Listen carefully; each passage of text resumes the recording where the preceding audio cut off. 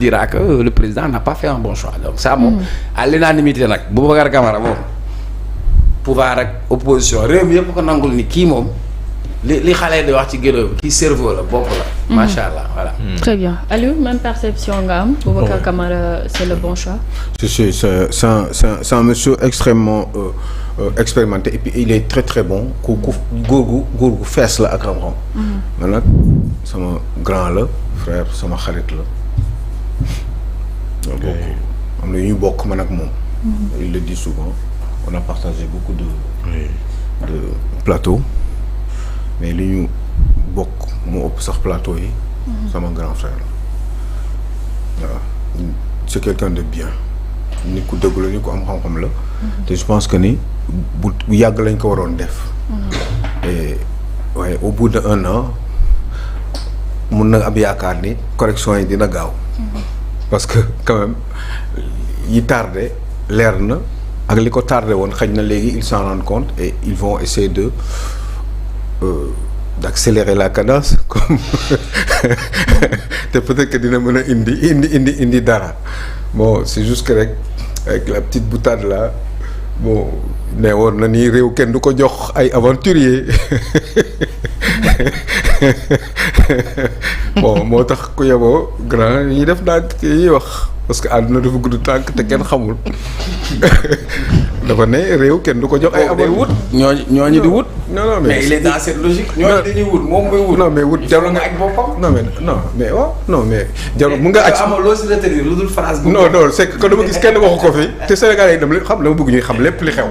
ci nit ki li xew sa plateau bi yaa nekkoon ci suuf baat bu mënoon dëgg ci suuf noonu muy wax. yow la non et c'est très bien que mu dem ak aventuriers yi pour mun leen réguler et puis leur apporter beaucoup d'aventures. Non pas forcément non pas d'aventure.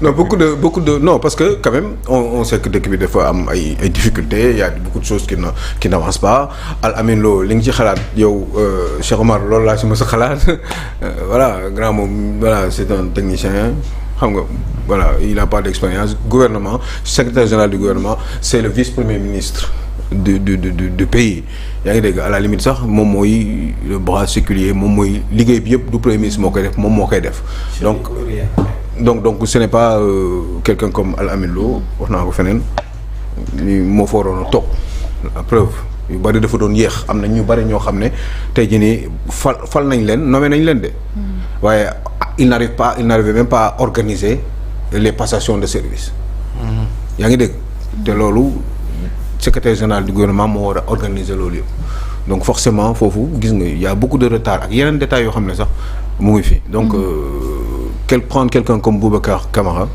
franchement ci expérience il a bien fait te bu ñu yem foofu malgré les 4000 cadres. mais il n'est pas secrétaire général de la présidence non du gouvernement laa wax mooy organiser li ma wax nii moom la quoi.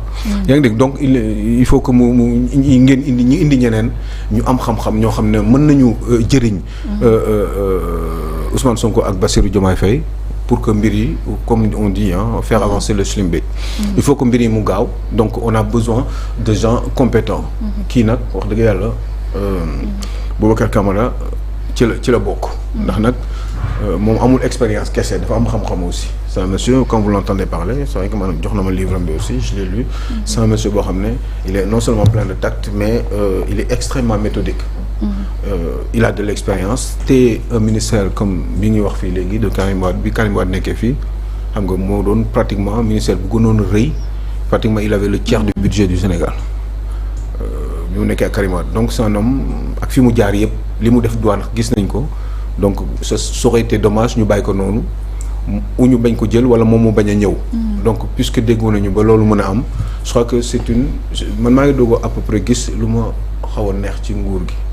te loolu. lu la xaw a neex quoi. non waxee na non enfin olof bi moo xaw a kii rek mais je crois que j'ai compris parce que. non boo nee maa ngi. lu ma xaw a neex ça veut dire kon ba tey neex. non je veux dire lu ma neex laa bëgg wax dama juum en fait.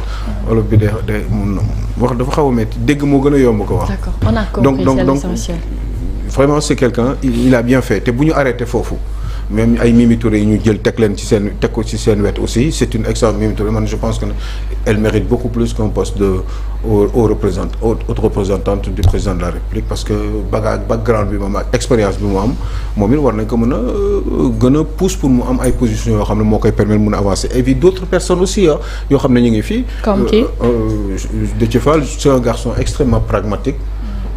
Kii wu il a été directeur commercial de. NMA Sanders dégg naa ay jëw yu rafet ci moom ci façon yi definam maintenant xam naa ni dina war a mën a amal njëriñ effectivement le gouvernement de Ousmane Sonko. Et puis il y en a d'autres yoo xam ne dañ ma échappé parce que dafa xaw a kii. moo bett nii mais am na d'autres ñoo xam ne j'en connais deux trois yoo xam ne mënoon naa leen wax peut-être que ça va me revenir. ñoo xam ne bu leen jëloon teg leen ci seen wet dina mbir yi dina mën a gën a gaaw parce que lii mooy réew képp koo xam ne talent la ça doit être une exigence une obligation.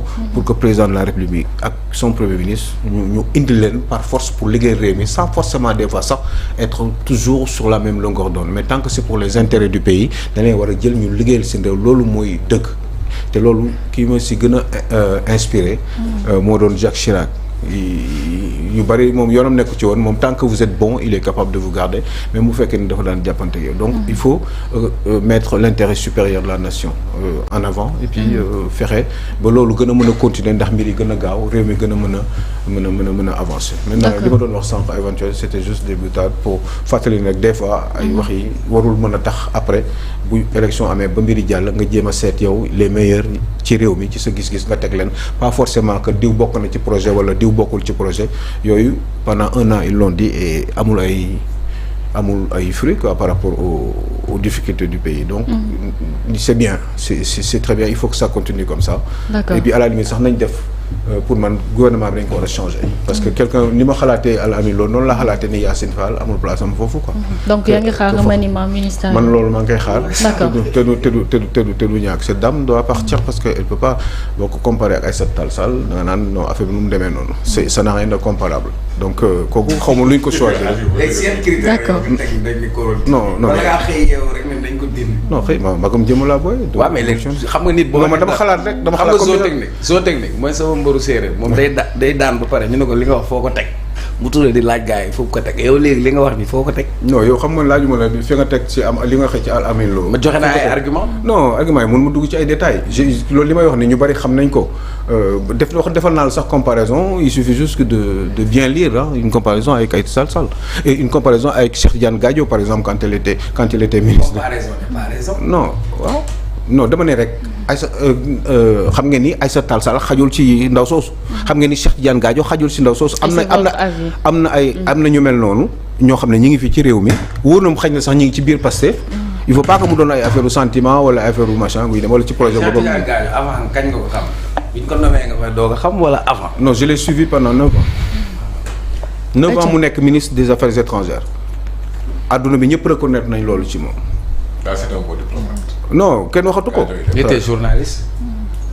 non mais pour wax la rek ni des fois def école diplomatie wala ENAM taxul nga bañ a nekk un bon diplomate mais ndaw si deful diplomatie waaye xamul dara ci diplomatie. dañ ko war a dàq foofu mu gaaw a gaaw dem yoonam ki ñu jël keneen. parce que Pastef wóor na mu ni am nañ ko ci biir wala coalition Diomaye wóor na mu am nañ ko ci biir te lu mu gën a yàgg rek muy gën a doy waar. ndax nag am naa yu ma xam de. D'accord, très bien. yàlla même su fekkee dama toog fii ci Abbas, toujours sur la nomination de Boubacar Camara. Avant Boubacar Camara dama bëggoon mettre un accent particulier ci Mohamed Al Amine Lo. Parce que je pense que le référentiel des politiques publiques actuellement repose sur la vision horizon 2050.